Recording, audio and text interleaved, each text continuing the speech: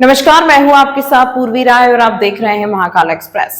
श्री रामनाथ सेवा समिति द्वारा उज्जैन में निःशुल्क सामूहिक विवाह सम्मेलन का आयोजन किया जा रहा है। वहीं इसी दिन वृद्धाश्रम और नशा मुक्ति केंद्र के शुभारंभ के अलावा तिरुपति बालाजी की मूर्ति की प्राण प्रतिष्ठा भी होगी।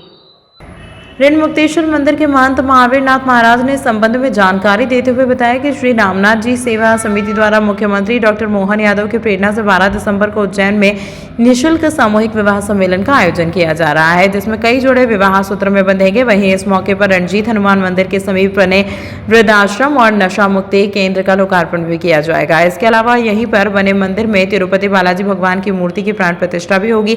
आयोजन को भव्य बनाने के लिए सभी तैयारियां की जा रही हैं। कार्यक्रम के आयोजक महंत महावीर नाथ महाराज ने बताया कि कार्यक्रम में शामिल होने के लिए मध्य प्रदेश के मुख्यमंत्री डॉक्टर मोहन यादव और उत्तर प्रदेश के मुख्यमंत्री योगी आदित्यनाथ सहित कई बड़ी हस्तियों का आमंत्रण भेजा गया है।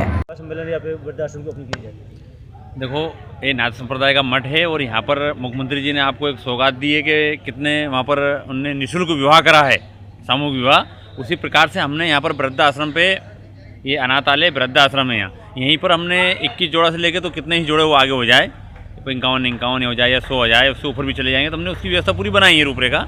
तो इसमें सारे उज्जैन के साधु संत भी रहेंगे और बाकी जितने अपने भगत जगत सेवक वो भी रहेंगे। और इसकी प्राण प्रतिष्ठा जो है हमारी ये 11 दिसंबर और 12 दिसंबर यही रहेगी।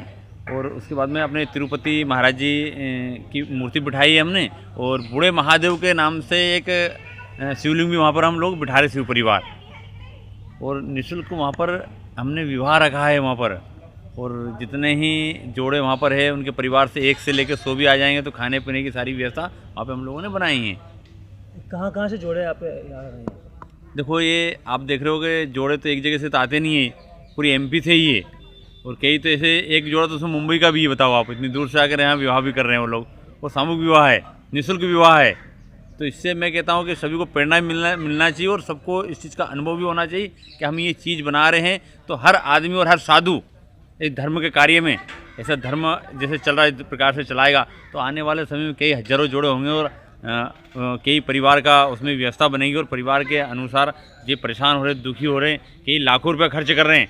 आप अभी देख लो मुख्यमंत्री जी को, उनने उनके बच्चे की स्वयं विवाह, सामूहिक विवाह करा है और सम्मेलन में करा है। तो इससे देखा जाए तो एक बहुत बड़ी एक उपलब्धि है अपनी। यदि कोई नया जोड़ा आपसे यहाँ पे मिलना चाह रहा है तो किस प्रकार से आके जुड़ेगा? वो यहाँ पर हमने न्यूज़ में भी दे रखा है और हमने सबको बता भी रखा है। और आप देख रहे हो, हमने यहाँ पे लेटर पेड पे सारा नाम पता उनका लिख भी रहे हैं। नाम पता लिखने के बाद में सबको उनको हम सारी व्यवस्था है बना रहे हैं, और मोबाइल नंबर हमने उससे अपडेट कर रखे हैं, सब मिल सकते हैं।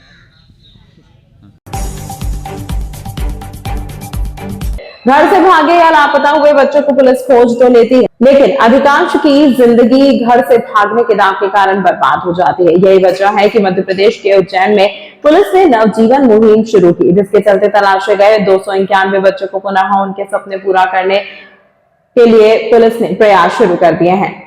पुलिस मुख्यालय के आदेश पर पुलिस ने 1 से 30 नवंबर तक मुस्कान अभियान चलाकर इस वर्ष लापता हुए 263 लापता बच्चों को खोज निकाला, लेकिन लौटने के बाद घर से भागने के तानों के कारण वह सामान्य जीवन नहीं जी पा रहे।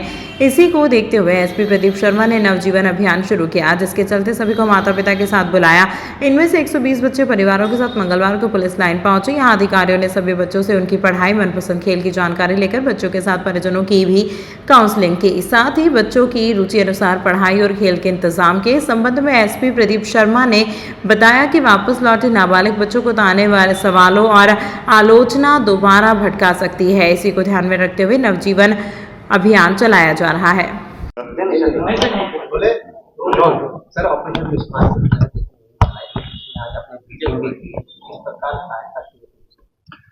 इस साल करीब 263 नाबालिग बालक बालिकाएं अपना घर छोड़कर कई कारणों से, चाहे माता पिता से विवाद हो गया हो, परिवार में किसी बात से रुष्ट हो गए हो, पेपर में कम नंबर आए हो, फेल हो गए हो, ऐसे अन्य कारणों से अपने घर से तो कहेंगे कि ये रुष्ट होकर चले गए थे।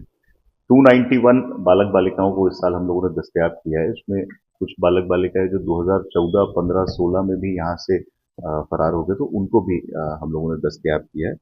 इन सभी में से आज 120 बच्चों को और उनके माता पिताओं को पुलिस लाइन में, जो हमने लाइब्रेरी अपने बच्चों की पढ़ाई के लिए बनाई है, वहां पर काउंसलिंग के लिए बुलाया था। और कई आज आश्चर्यजनक चीज़ें हमारे सामने आई। हमने इसमें प्रयास किया है कि हम इसके रूट कॉज तक जाएं। कई बार ऐसे बालक बालिकाओं का कॉन्फिडेंस डाउन रहता है, माता पिता भी कई बार शर्म का भाव महसूस करते हैं, तो इनके मन में इस तरह की कोई भावना ना रहे, ये अपने बच्चों की पढ़ाई वापस शुरू कराएं। हमने जिला शिक्षा अधिकारी से भी इस संबंध में बात की है। हर महीने हम इन बच्चों की बैठक लेंगे। पिछले 5 साल के जितने ऐसे बालक बालिका थे जिनको पुलिस ने दस्तयाब किया है, उन सभी से इसमें चर्चा की जाएगी, उनके माता पिता से चर्चा की जाएगी, उनका पुनः दाखिला स्कूल में कराया जाएगा। एक बच्ची क्षीर सागर स्टेडियम में बॉक्सिंग करती थी, जिसने अब बॉक्सिंग छोड़ दी, तो उसकी बॉक्सिंग को वापस से शुरू कराया जा रहा है। कुछ बच्चियां हैं जो पुलिस की तैयारी करना चाहती हैं, उनको महिला आरक्षकों और महिला सब इंस्पेक्टर के गाइडेंस में लगातार उनके संबंधित थाना क्षेत्र में पुलिस की भर्ती के लिए मदद की जाएगी। कुछ लोगों ने बताया कि उनकी बच्चे या बच्ची स्कूल नहीं जाना चाह रहे हैं इस घटना के बाद, तो उनको भी काउंसिल करके स्कूल में वापस दाखिला कराने के लिए प्रेरित किया गया। एक माँ ने अवगत कराया कि उनकी बच्ची अनाथ आश्रम से वापस नहीं आ रही है माँ से रुष्ट होकर, तो उस बच्ची से भी हम लोग बातचीत करेंगे और प्रयास करेंगे कि उसका अपनी माँ से वापस मिलाप हो सके। ऐसे कई केसेस आए जिन सभी की काउंसलिंग हम लोग करेंगे। हमारा प्रयास है कि हम न केवल ढूंढ पाएं बल्कि अब फॉलो अप लें और इनका जीवन बेहतर कैसे हो सकता है, इसके लिए भी नवजीवन नाम से हमने एक प्रयास किया है, पहल प्रारंभ की है, और ये हर महीने बैठक ली जाएगी, हर महीने इनका फॉलो अप किया जाएगा। चाहे स्कूल में पढ़ाई से रिलेटेड मुद्दा हो, परिवार में किसी बात का विवाद हो, गांव में किसी बात का विवाद हो, आपस में जो भी दिक्कतें हैं उन सभी को हम दूर करने का प्रयास करेंगे। कुछ बच्चे आजकल सोशल मीडिया के तामझाम में आके और ये देखकर कि किसी ने R15 की या किसी ने बड़े बड़े होटलों की या कपड़ों की फोटो डाली है, उसके बहकावे में आके भी अपने घर से चले जाते हैं। तो ऐसे बच्चों को भी सोशल मीडिया के दुष्प्रभावों के बारे में हमने जानकारी दी और हमारा प्रयास है कि हमारे एम्बेसडर्स बने और अपने गांव, अपने मोहल्लों में अगले बच्चे इस तरह की कोई गलती ना करें, इसके लिए लगातार प्रयास करें। सर, ये अधिकतर बच्चे शहरी हैं कि ग्रामीण क्षेत्र से गए ज्यादा? 263 बच्चे जो मैंने आपको बताया, शहर देहात पूरे जिले की ये जानकारी है और सभी गांव से भी, शहर से भी, देहात से, बस्तियों से भी ये बच्चे कई कारणों से स्कूल और बस से, स्टेशन से, पैदल अपने घर से चले जाते हैं।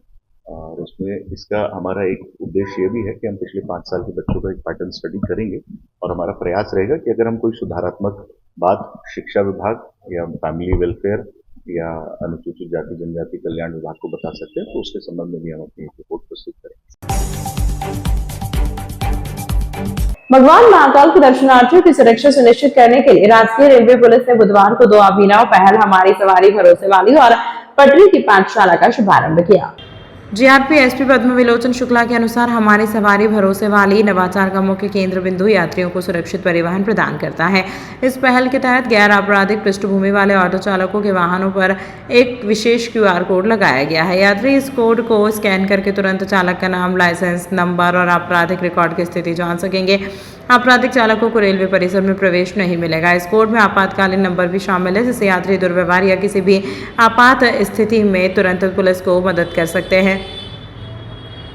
पुलिस से मदद ले सकते हैं। यात्रा के बाद यात्री फीडबैक भी दे सकते हैं और उत्कृष्ट सेवा देने वाले चालकों को सम्मानित किया जाएगा। दूसरे नवाचार पटरी की पाठशाला के माध्यम से रेलवे स्टेशन के आसपास की बस्तियों में रहने वाले लोगों को, विशेषकर बच्चों को और युवाओं को नशे से दूरी, गुड टच, बैड टच और शिक्षा के महत्व जैसे विषयों पर जागरूक किया जाएगा। इन नवाचारों का शुभारंभ DIG श्री शायर वसीम ने किया, जिनका उद्देश्य उज्जैन आने वाले लाखों श्रद्धालुओं की यात्रा को सुरक्षित और यादगार बनाना है।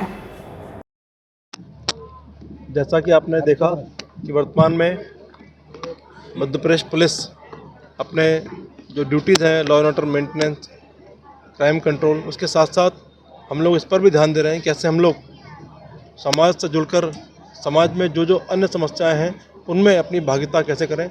उस क्रम में हमारे SP रेल पद्म विलोचन शुक्ला जी ने, DIG साहब पंकज श्रीवास्तव जी ने, हमारे जो स्पेशल DG रेल साहब हैं रवि गुप्ता सर के मार्गदर्शन में कुछ योजनाएं अपनी प्रारंभ की हैं।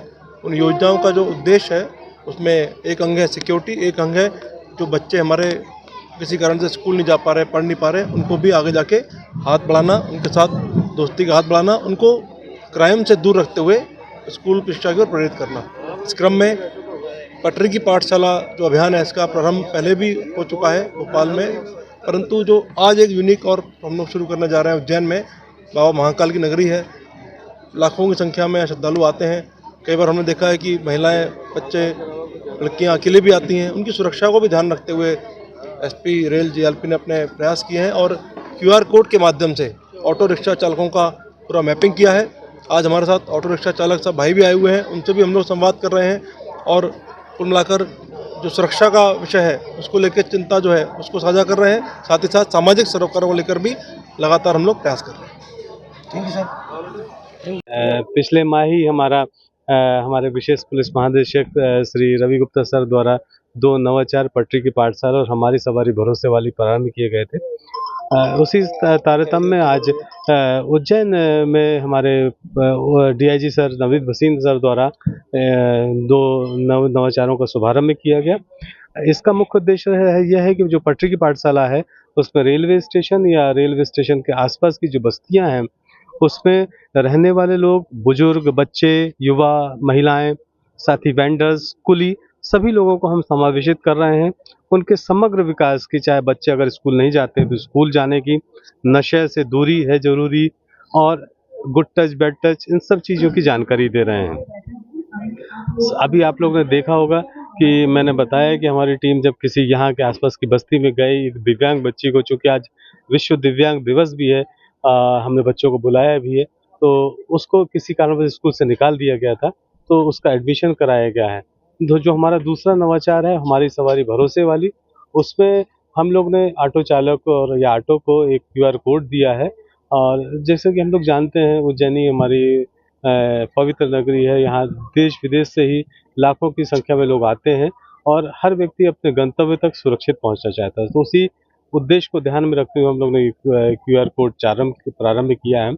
जो भी व्यक्ति आएगा वो क्यूआर कोड स्कैन करके उसको ऑटो चालक की और ऑटो की जानकारी ले सकेगा, और साथ ही साथ जब वो यात्रा समाप्त कर लेगा तो उसकी पूरे का हमको फीडबैक दे सकेगा। हमारी कोशिश रहेगी कि हम ऑटो चालक को प्रतिमाह उसको कुछ ना कुछ रिवार्ड दें, और इसमें हमने ये विशेषता की है कि किसी ऑटो चालक का अगर कोई क्रिमिनल रिकॉर्ड है या उसके पास लाइसेंस नहीं है तो हम उसको ये अपना क्यूआर कोड नहीं देंगे। तमाम महत्वपूर्ण खबरों के लिए देखते रहिए महाकाल एक्सप्रेस।